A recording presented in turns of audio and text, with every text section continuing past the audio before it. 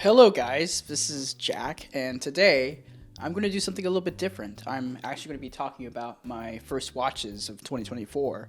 I know I'm still completely hung up on 2024 films, but I actually want to dissect some of the films that I watched for the first time in the year of 2024. And I'm not talking about films that were in 2024. I'm talking about the films that I saw that were older films from past 2024, prior to 2024, I should say.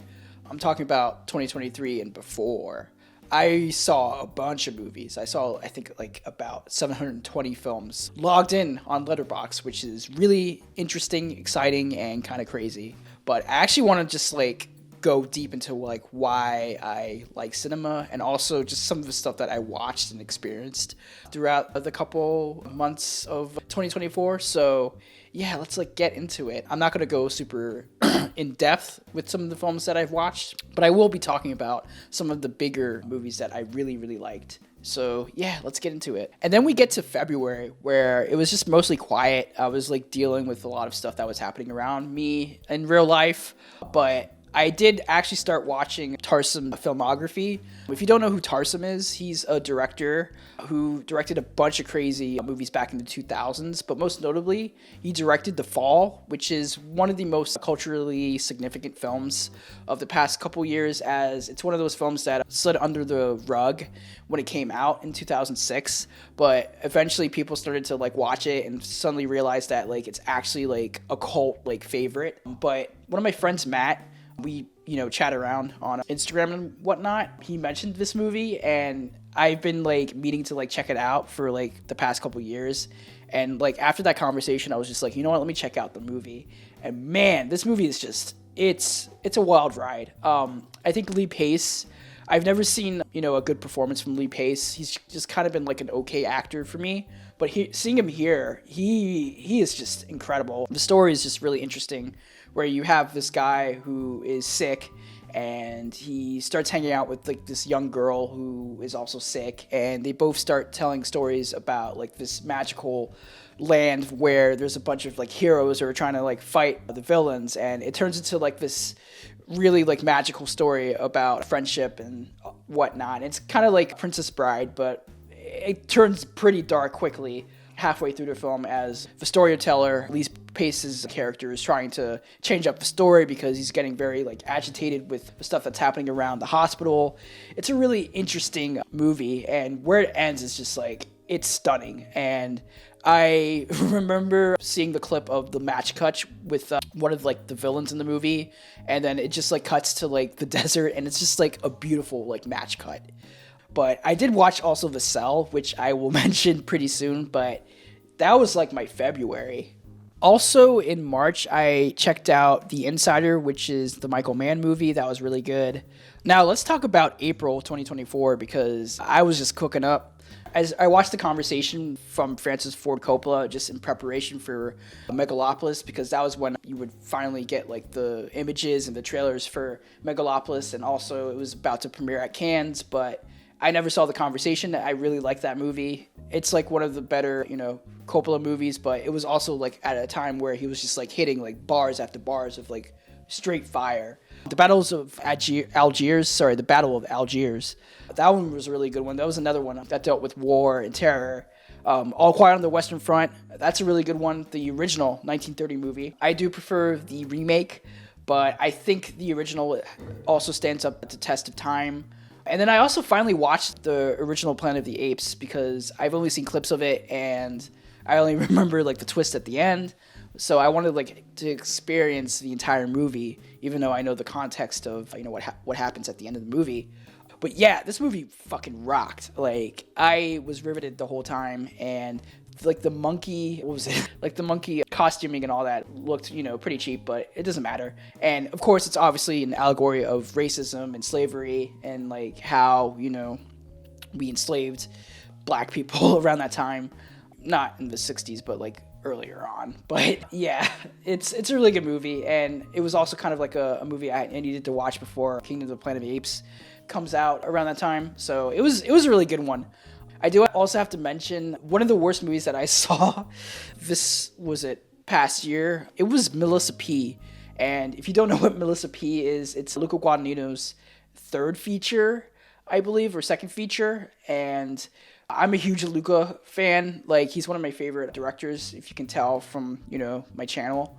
I wanted to check out this film because I heard a lot of people hate this movie for some reason. And I was just like, all right, you know what? Let me check this out.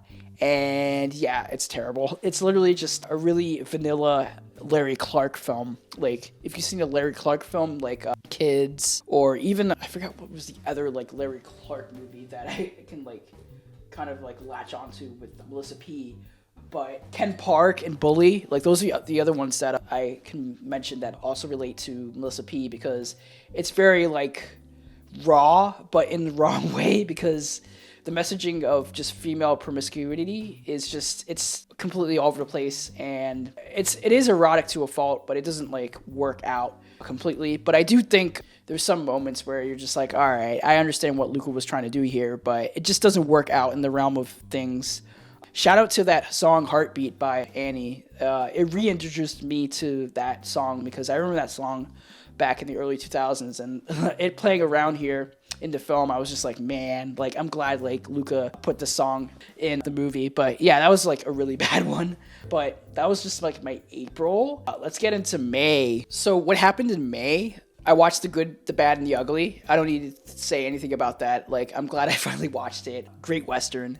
Nowhere by Greg Araki. This one was kind of like a blind spot because I've seen most of Greg Araki's films, but this one, and I think the one before it in his filmography, I haven't seen. So I was just like, you know what, let me check out both of them. I prefer Nowhere because it really like drills down the teenage rebellion era of the 90s and also like the queer cinema movement back in the 90s. And man, this was just like sexy. It was like very surreal. It was hilarious. It also plays a lot with magical realism with like the bugs, kind of like another movie that I might mention here. But yeah, this was also just, it was really funny, and Greg Araki understands camp and like gay communities and just the whole entire spectrum of just like queerness, and this one was just like really like fun to watch. And then also I have to mention Defending Your Life, Albert Brooks's movie from 1991. This one was fire. I have kind of been, slacking on like Albert Brooks movies, but this one was really funny because it starts out as like a romantic comedy with like Albert Brooks and Meryl Streep trying to like, become, a couple. But also in the middle of the mix is a movie about a guy who dies and goes to purgatory and tries to figure out what happened to his life after death. And this was just like a really funny movie. There's also a moment with Rip Torn, who plays like the craziest lawyer, and he's just like spitballing like crazy lines and like dipping out and like coming back into, the film, making like crazy just like dialogue moments. But yeah, this was just really funny. And like Meryl Streep just appears for like a few minutes and like dips out, and she just like eats like the whole entire scenery. And then also I gotta like shout out Sweet Smell of Success from 1957. This was another like neo-noir film that I watched this year that like just really hit with me. It's like really easy and breezy. Tony Curtis's acting in this movie is just like fucking great. And it also kind of like reminded me a bit of Ace in the Hole and A Face in the Crowd, like that whole like noir aesthetic, but like also it gets really funny at some moments. But yeah, this was just, it was a really good one. And that's like basically my entire May that I can like mention here. So in June, I watched The Swimmer, which was recommended to me by Karsten Rundquist. This one was really interesting because it was about a guy who is really obsessed with swimming around people's pools, and he starts like hanging out with a bunch of his neighbors. He's going to like pool to pool, trying to like learn more about like his neighbors and his so-called friends. And then eventually it gets really like dark and like depressing, and there's a moment where it just gets like psychedelic for no reason at all. But it's also mostly about like friendships and marriage and just stuff that happens for reasons unknown, especially when you're rich. But this one was really nice and kind of like crazy, and it really stuck with me. And then also I watched Barry Lyndon. Man, this one was just a great fucking movie. Kubrick, no introduction. I've been holding off this film for a little bit because I wanted to like find a time to watch it because it's like nearly 3 hours long. But I watched it finally, and man, this was just like a riveting film about a guy who's trying to like rise up to the ranks, but he's just like going through like multiple challenges, and sometimes he wins, sometimes he loses, and there's like a weird, crazy, like vicious cycle that's happening around it. And I think Kubrick, he directed this film like meticulously to the point where there's a lot of like crazy like framing shots of just stuff that you can like see that feels like wallpaper moments. You can just like hang them up and be like, wow, this is like amazing. But yeah, that was a good one. I really dug that one. And then finally, this is a movie that I kind of remember watching, but also it was another movie that I've seen clips of. I've seen like half of it when I was like a little bit younger, and then I never got to like finish the whole thing, but I finally watched it in full this year, and I have the Criterion of it. Happiness by Todd Solondz. Man, this movie is just like one of those movies you just like watch once and you just never watch them again, or it again, because it's just a disgusting ass movie. It's like a series of vignettes dealing with like multiple people who are like living their lives in this kind of like crazy like sitcom scenario situation in the middle class. You have Philip Seymour Hoffman, who is kind of like slimy guy, and he's kind of like very autistic. And then you have other characters. One is like a pedophile. Another one is a mother who is going through marriage problems, and they're just all desperately trying to find human connection. And I've seen like Todd Solondz's films before, but this one takes the cake as like one of his better films in his filmography. It's campy, it's hilarious, disgusting. I almost came. But yeah, that was basically my June, and then we get into July, my birthday month. Okay, so in July, I was just like chilling because it was like my birthday month, and I just wanted to like chill out a little bit and watch some surreal movies because that's how I am. But I did watch Close Encounters of the Third Kind, Spielberg, one of his earlier movies. This one was really good. I have no comments about that. Like, you already know what Close Encounters of the Third Kind is. And then I think for the entire month, I was just like really into like Jodorowsky, who is a Spanish director who does surrealism and just like a lot of like crazy like psychedelic films. And The Holy Mountain was the first one that I latched onto because everybody talks about it as being like one of the best like surrealist movies of all time. And this one just like rocked my shit. I really liked the balance of like surrealism, magical realism, and then just like the backdrop of Mexico. And it starts out with like this dude who is just kind of like a Jesus figure. And then eventually the time of, the film progresses. It kind of like slows and then expands, and then it becomes about like time being like unbalanced. And then also about like politicians and how they bleed out money from the poor. And then for some reason it turns into like a moment where somebody gets their like dick cut off. And then, yeah, like it's just a really, really crazy ride. If you haven't seen The Holy Mountain, I highly recommend it. And then I also checked out the 36 Chambers of Shaolin. That was probably because I visited the Alamo Draft House in, I think it was not Lower Manhattan, but it was one of the Alamos that was built by the RZA. And there was a poster of the 36 Chambers of Shaolin. And if you don't know who RZA is, he's part of the Wu-Tang Clan. They're really inspired by martial arts movies, especially like their first album is named off of the film 36 Chambers of Shaolin. So I decided to watch it for the first time, and that one was a really good one, mainly because I also didn't like know that this was like a Shaw Brothers film. But yeah, this was just, it was kick ass. There's a lot of like crazy sound samples that have come out from this movie to the Wu-Tang Clan album, the first album, and then also just a lot of like the crazy like sword action and like high octane cinematography. But this one was like really fun.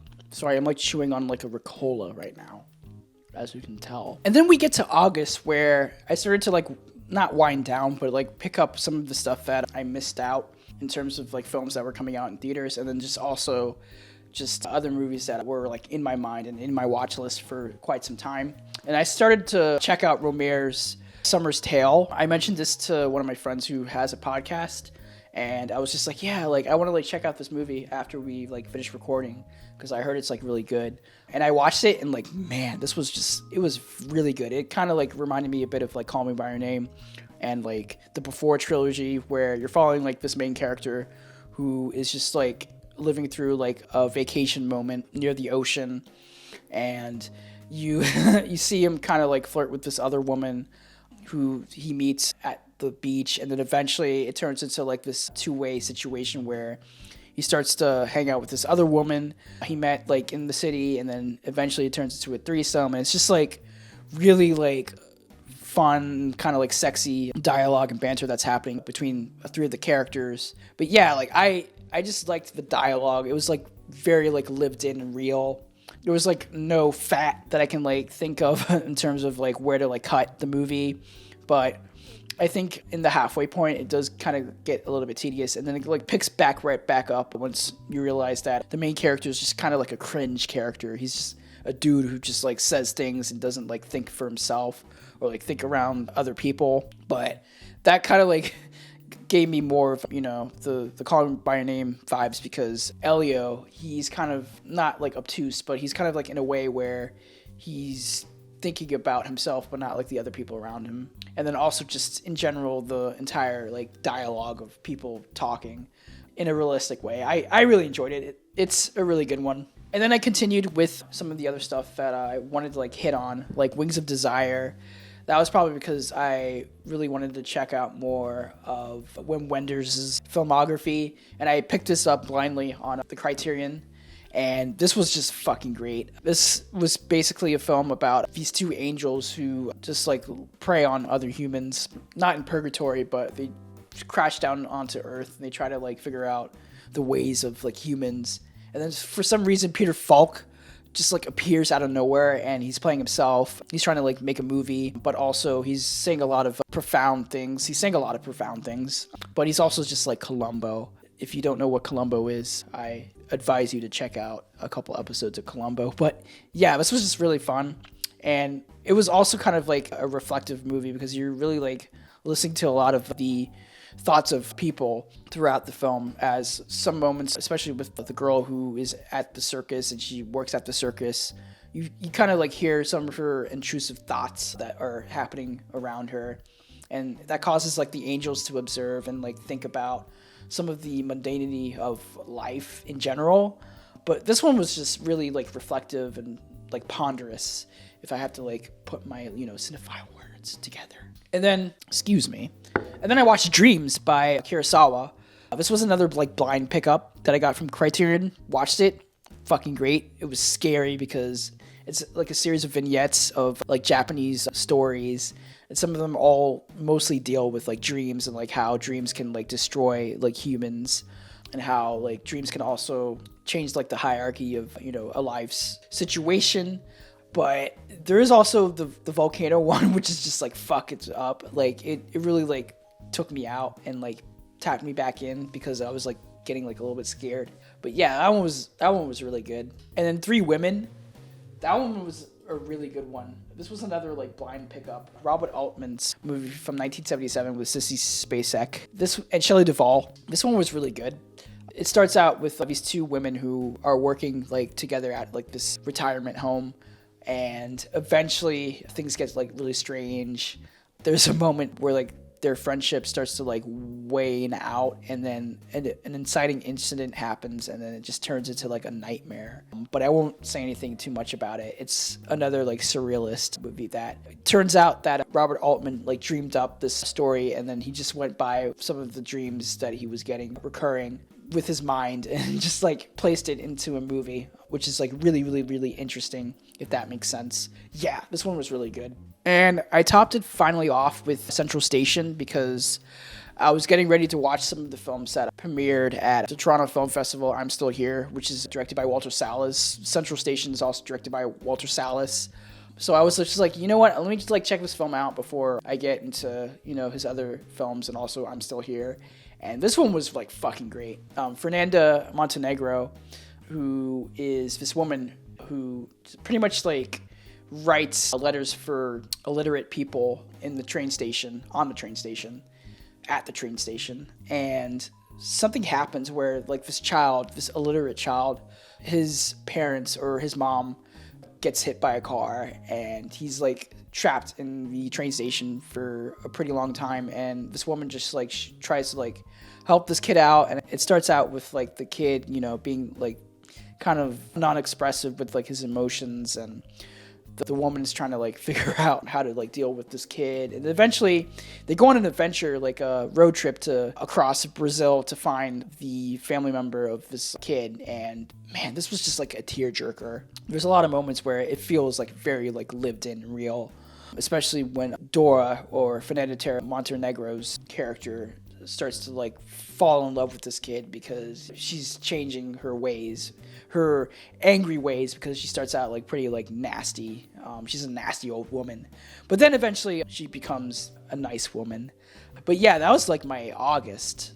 So when September rolled around, I was at Toronto Film Festival just watching a bunch of like great fucking movies, and I wasn't watching too much of like older movies. I was just like tapped into like newer movies. So the September was just basically dead from here. But then I picked it right back up for October, starting with Poltergeist, which is directed by Mr. What's his name? Tobe Hooper.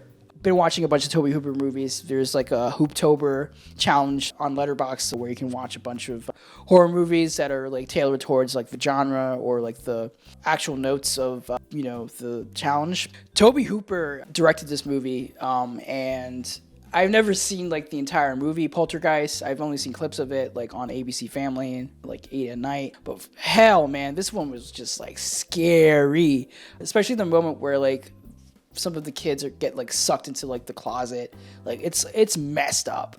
I have nothing else to say. Like the practical effects are just like fucking dope. It's just a really good one to watch. And then also in October, I watched I'm Not a Witch, which is a Zambian movie, part of my country of Zambia. This is a film about a girl who is perceived as a witch, and just a lot of the villagers around her area start to like figure out like, oh shit, like, she's probably a witch. Let's like shun her. Let's like throw her out of the village, and like everybody's angry. And eventually it turns into like a satirical movie about just like internet celebrity sensationalism, where this girl becomes a celebrity and she just like goes the rounds of Zambia, just like being, the big social media personality. And then it just turns into like a satire on like Zambia and like how the country is being run by like crazy politicians and like people who don't know the story or the actual story of like this girl who is going through a lot. I really enjoyed it. It reminded me of home. And I did also watch the other film that was directed by this director on becoming a guinea fowl, which I might talk about pretty soon, but that was also a really good one. And that was like my October. But also I did check out Happy Go Lucky, which was a film by Mike Lee, and this one was just a joy to watch. Sally Hawkins plays a teacher who is, like the title ensues, a happy-go-lucky woman, and she's just learning how to become, not a negative person. She's already like a positive person, but like try to like stay away from like the negativity in her life and like from around the people that she hangs out with. Eventually, Eddie Marson, or the character Scott, is like this driver teacher who is trying to like help Sally Hawkins' character learn how to drive, and it's a whole thing where like Scott is like a nihilist, and he's just like spitting out a lot of like nihilism towards like Poppy, played by Sally Hawkins, and eventually they become friends, and it's a whole thing. And it's just a really cute movie, very wholesome. One of those movies that you can just like pop on and like really like take in a lot of the happy positivity of the movie, and it's not like overly like sappy or whatnot. It's just like a very like joyous film. And like Mike Lee is really good at like these films about like the working class life and just like the beauty of like living through pain, even when Poppy's or Poppy herself isn't like living the best life because of the people around her, but she's making it and trying to like become like that person who's just overly positive all the time and like bring a lot of like the damage of other people up to her standards, and I really enjoyed this one. And that was my October. And then we get to November. This was also, the third Thanksgiving turkey month. So I started with Barton Fink, Coen Brothers movie. Don't need to say too much about this movie. It's just a joy. It's funny. It's hilarious. It gets really dark like halfway through. I didn't expect a twist. And I also didn't expect John Turturro to act dramatically. I've seen a lot of his other films where he's just playing for laughs. But here he's playing it straight, and he's loony, he's crazy, but his character goes through multiple changes throughout the entire film, and eventually when the twist happens, you're just like, oh shit, this gets fucking crazy. But I really liked Barton Fink. I think it's one of my better favorite Coen Brothers movies in their filmography. And when I got to Dogville, which is a Lars von Trier movie with Nicole Kidman, and this movie was just really interesting because it's filmed on stage. There's entire stages within stages, and the way it's filmed on, I think, video camcorder. Around that time in the 2000s, Lars von Trier was trying to do that Dogma 95 film aesthetic, where basically you strip everything of its cinematic qualities in terms of sets and lighting and everything, and instead you just shoot a movie with basic lighting, natural lighting I should say, and just props that are already made, not made from anywhere else. It's just props that exist. But Dogville, I believe, is partially part of the Dogma 95 movement, where this film was mostly about how this woman appears at this isolated town named Dogville, and a lot of the people in the village are angry and mad at her for no reason at all, only because she's just an outsider. And it eventually turns into a mirror on the oppressive circumstances of working class life, as Tom, played by Paul Bettany, appears and tries to guide Nicole Kidman's character around the village. And then eventually it gets really violent and it gets really kind of intense. And then it turns into this really depressing film. Normally just any other Lars von Trier movie, but this is far less, intact with depression. It's just mostly dealing a lot with working class life and how disgusting it can get, especially if you have people around who just hate you for no reason at all. But this one was really good. And then I also checked out Phantom of the Paradise, which is a musical, a glam rock musical with Paul Williams, who is a musician. He's kind of a spinoff of Elton John. If you don't know who Paul Williams is, check out that song he did with Daft Punk on Random Access Memories. That's what I remember him from. But he's one of those musicians who is loved by other musicians. But this is his movie where he is a guy who gets disfigured after an accident, and then he resurrects himself as this glam rock star who is trying to kill the people who abused and stole his song. Not Paul Williams, but the other main character. Paul Williams appears later on in the movie, and he's just hamming it up. But William Finley is the main character, or the guy who plays the main character, Winslow. But eventually it just turns into this crazy slasher movie. And then I remember that this film is directed by De Palma, which was just fucking crazy. Brian De Palma, the guy who is known for his erotic thrillers and his slashers from the early 80s and 90s. So the slasher traits kicks in halfway through, and it turns into a crazy free-for-all filled with violence and murder and killing, but also at the same time it's campy as fuck, and it's kind of a good double feature with the Rocky Picture Horror Show. And the music fucking eats. There's a musical scene near the end with one of the main characters, which is he's just fucking eating it up with the dances and the choreography and the actual theatrics of the song. But yeah, that one was really damn good. And then I topped it off with Blood Simple, another Coen Brothers movie that I watched this last year. This one was another one that was a blind spot, but this one was really damn good. And I also I think bought the Criterion off the shelf, not knowing what it was really about. But yeah, I did that one, and that one was really fucking great.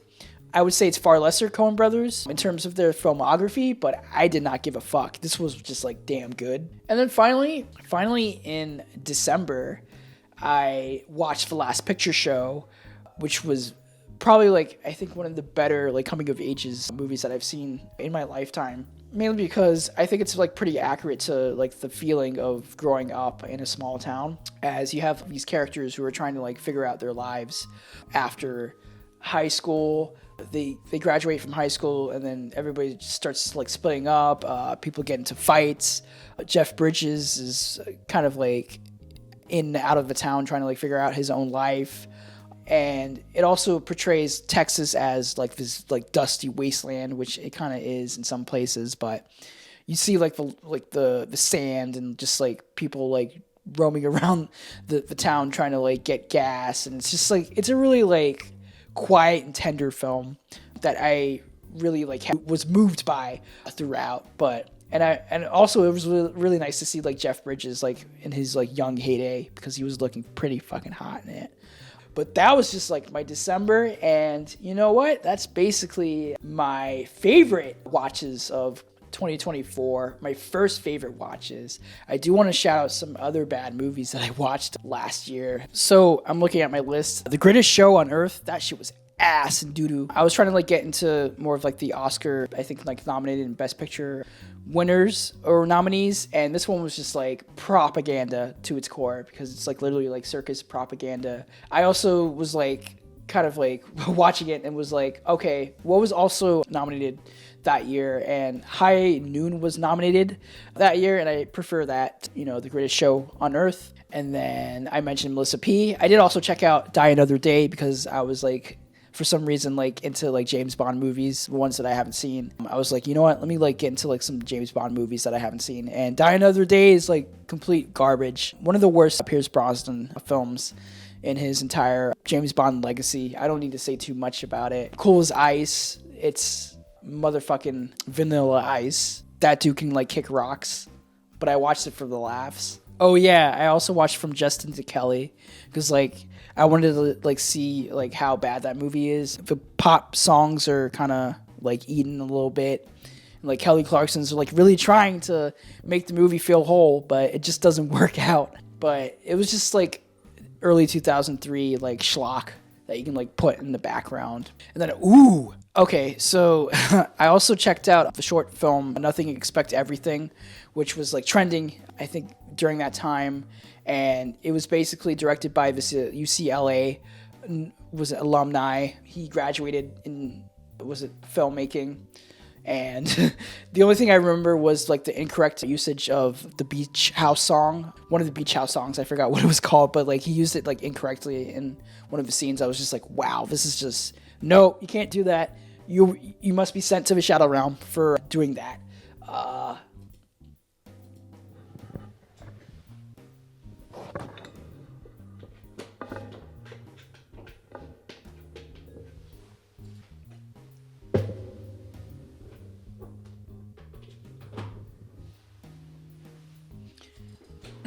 Like, I think people were like making fun of it because it felt very film student-y, where it felt like all these like themes were like clashing together, and it just didn't work out in the end. And he was just like trying to like do a lot of like that thing where it's just like, oh, we can like fix everything by like cramming all these like ideas to the short film in like 10 minutes. And it just didn't work out. And then I just watched more black movies that were like terrible, like Not Another Church Movie. I don't need to talk about that. I talked about that in my worst of 2024 list. But I did watch Soul Plane for the first time. Yeah, don't need to say anything too much about that. Soul Plane is a stain on the entire black community, and I'm glad we got away from these types of movies. I don't need to say too much about that. But yeah, that's basically it, guys. I hope you guys enjoy this video. It's chaotic. It's crazy. I'm like stuttering a lot. But thanks to Adobe Premiere, I can, do the little cuts and, stuff that I can do, film, magic, trickery. All right, I'm out of here. Peace out.